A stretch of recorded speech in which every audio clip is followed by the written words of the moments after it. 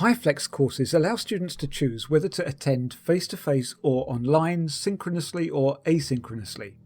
They do this in a dynamic form, meaning that students can change their preferences at any time, allowing them maximum flexibility. Now here's the definition from San Francisco State University. In a hybrid flexible Hyflex class, students can choose to attend class either in an assigned face-to-face environment or in an online environment, synchronously or asynchronously. Online technology is primarily used to provide students with flexibility in their choice of educational experience and to communicate with the faculty member inside and outside of office hours. It's an educational model for the pick-and-mix generation.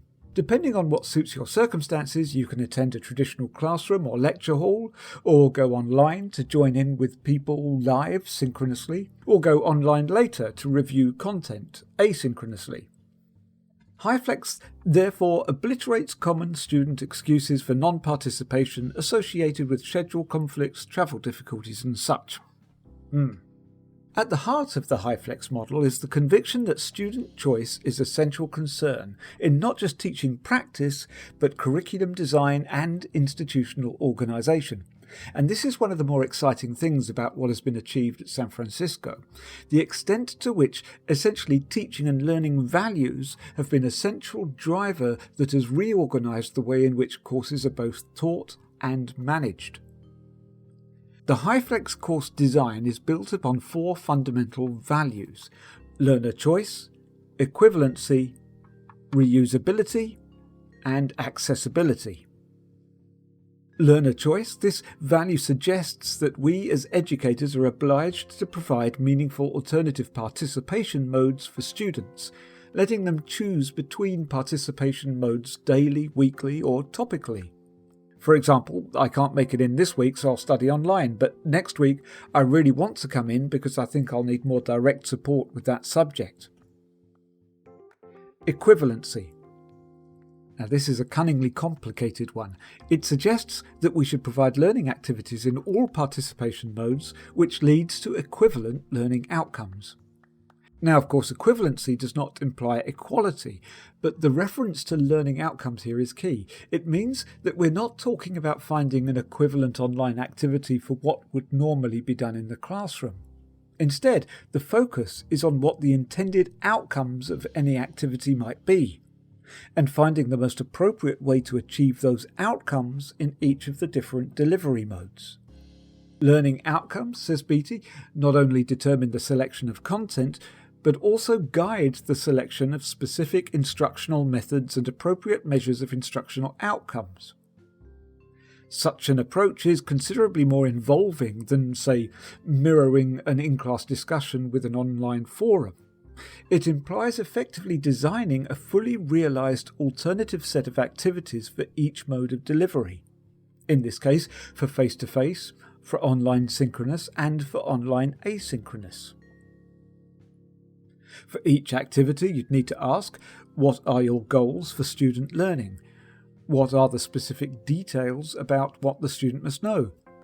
And what specifically should the student be able to do? The results of these questions need to fit learning outcomes that are specifically designed to accommodate the different patterns of delivery.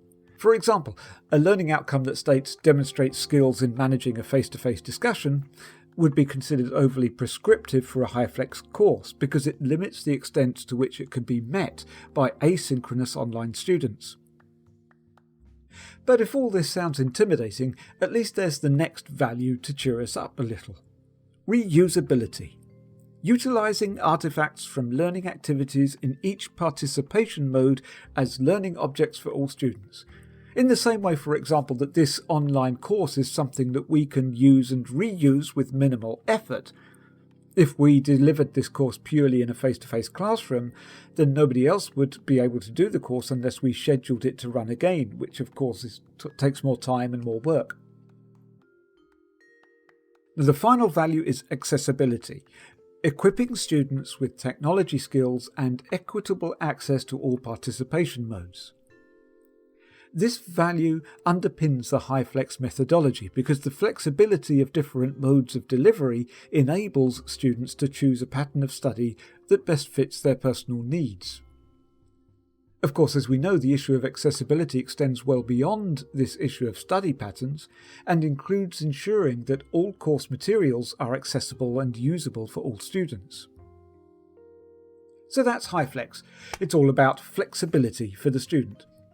But hopefully, as you can see, this goes further than simply recording your in-class lectures and making them available online.